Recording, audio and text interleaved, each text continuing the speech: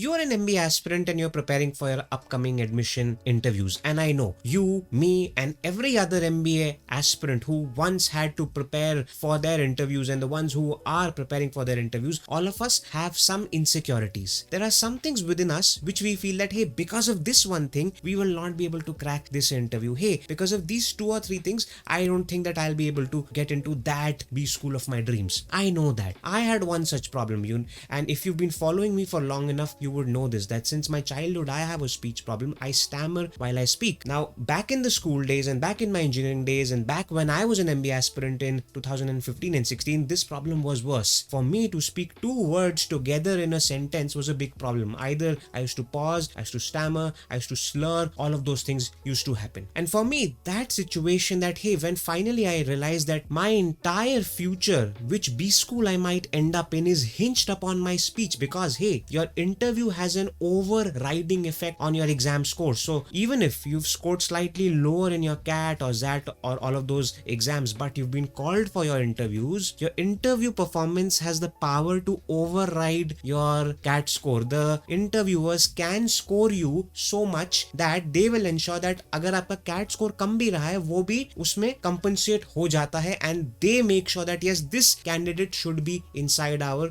B school. That is the kind of overriding effect which an interview has. Now, once we know this, in this video, I'll be sharing with you 4 things. And the 4th thing is a very actionable advice. It's very important for you to hear the first 3 for you to make sense of the 4th thing, because in the 4th one, I will be giving you a broad advice as to how you can also craft your intro for your interviews. Hi, I'm Darpan Saxena, an MBA graduate from IIM Udaipur, and I help MBA students create the best careers without depending on placements. So again, if you've been following me for long enough, you know this part of my story that, I used to stammer a lot since my childhood. All through my schooling, all through my engineering, this problem has remained with me, and this has made my schooling experience a not very pleasant experience. And finally, when I was at that stage wherein I had scored really well in CAT and ZAT and in IFT, and I had all of these calls, but suddenly I realized that, hey, my interview is there, and now whichever B school I will go to is entirely dependent on how I present myself in the interviews. Therefore, अब तक जो भी मैंने करा था, my CAT scores, my ZAT scores, my mock test, whatever,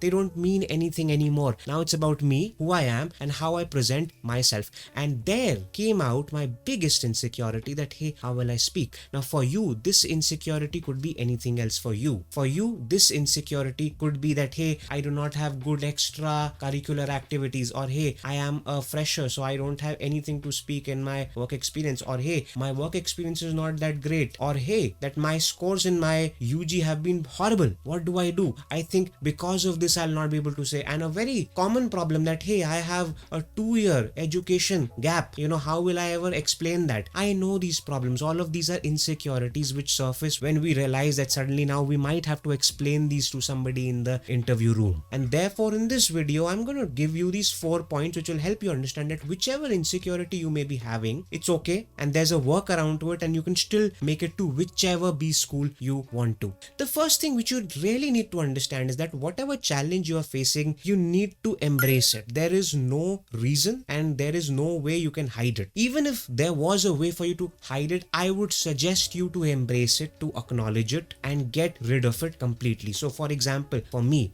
I knew that I could not hide my stammering. As soon as I'll start to speak, the very fact that I'll get stuck at each word, they will know that I can't speak. So for me, the ideal scenario was that either at the start of the interview, I go ahead and say that, hey, I have a speech problem and hence I'll be very slow, or whenever I start to stammer, I completely acknowledge the fact that, hey, I have a speech issue. Therefore, in your case, say for example, if you have a education gap, it's fine, acknowledge it. You should be able to create that script of yours in which you become honest and admit that, okay, why was there that education gap? Now, some students say to me that, hey, those 1 or 2 years was an entire waste, I did not do anything. It's okay, be honest about it, and then turn around and state that, hey, the very fact that I am here in this interview room suggests that I took a lot of corrective actions for me to finally be here, and now I think I'm on the right path towards success, and here is where I intend to be. And then you can share your goal. This was just 1 or 2 examples which I shared. For some of you, it could be your extra curricular activities, so on and so forth. I can tell you one thing with surety: whatever lack you feel in any one area, I'm very sure if you think think about yourself for long enough, you'll find an abundance in a certain other area for sure. There is got to be something. And even if you're not able to spot it, which you will, I'm very sure. If you can speak to an expert, I can help you with finding it out. If you can speak with somebody, that human being might help you understand it. But even if not, it's okay to embrace it as is. From there, the second thing is that okay, once you have embraced it, shift your focus from this weakness, or shift the interviewer's focus from this weakness to an area of your strength, or to an area where you're genuinely passionate about. For example, for me, so while my speech was bad, my speech was horrible, this and that, I knew I had certain hard skills. I had developed certain hard skills over the last few years. For example, I loved creating websites. When I was an MBA aspirant, I used to create a lot of websites on WordPress and all. So I was good with that. And that was also something which I enjoyed doing. I was totally passionate about it and I could speak a lot about it. So for example, when I went into my CAP interviews, which is for the newer IIMs, they asked me a lot of things about websites. They asked me about what is HTML, what is HTTPS, and all of those things. And I could answer all of those things. And suddenly what happened is that the way I was talking in that interview also changed, because now I was talking about things which I was genuinely passionate about. And therefore, that subconsciously shows. Therefore, your focus needs to be on the areas of your focus. Agar if you have an year gap, it's okay. If your work ex is bad, it's okay. There will be things in your life which you are genuinely good at. They could be very small things. They could be something as small as gardening. It's okay. The fact is, be passionate about it, and before your interviews, develop a good research in that. Research a lot in that so that you know few things in that which you can say. And once you know the things you're good at, that would show on your face, that would show in all of your answers. That's a very interesting and important thing. And from that second point as well, I'd give you the third one, which is turn your weaknesses into strengths. Now, while I was saying this, it might have sounded very cliched that, hey,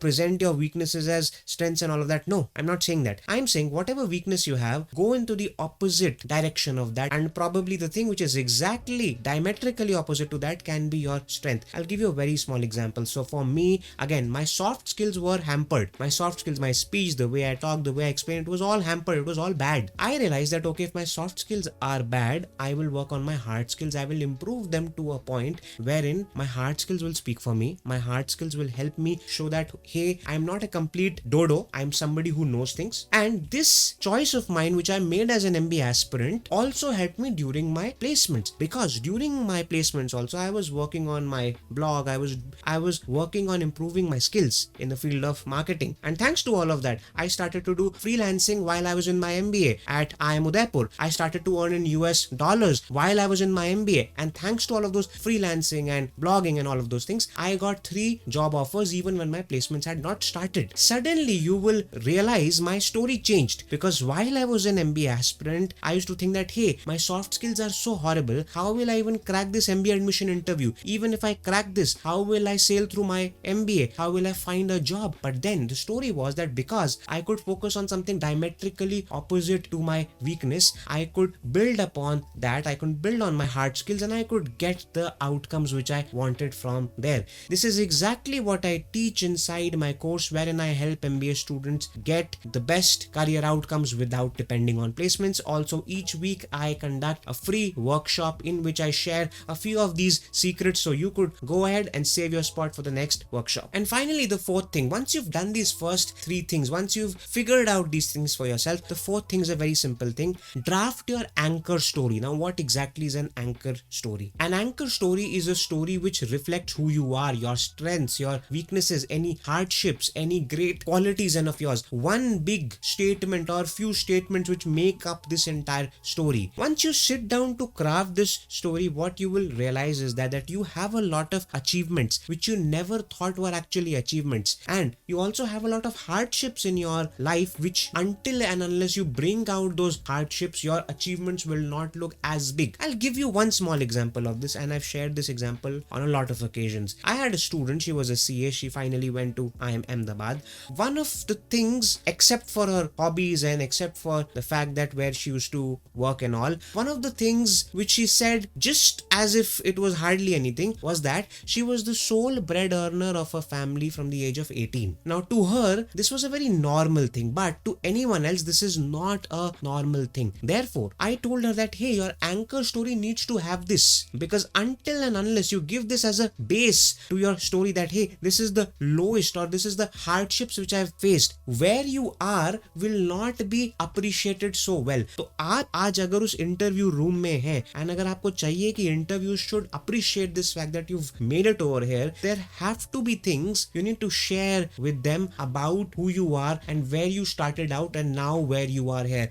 I can give you a lot of such examples, and once you make this anchor story of yours, you will realize that your intro is basically a very condensed form of your anchor story itself. I teach about how to craft your anchor story in my weekly webinars. You can find the link and you can save your spot for it. Now, in this video, my objective was only to inspire you again that, hey, whatever hardship you may have, whatever challenge you may feel that you have, or whatever insecurities you think you have, there is always a workaround. These 4 things have helped me a lot, and I'm sure that these 4 things will genuinely help you a lot in crafting not only good answers for your MBA admission interviews, but overall to change your mindset as an MBA aspirant, as a future MBA student who's gonna get in and is gonna get the best placements, the best job offers from your MBA. I'll see you in the next video, wherein I'll start to share with you more practical insights about how to crack your dream admission B school. Thanks a lot and goodbye.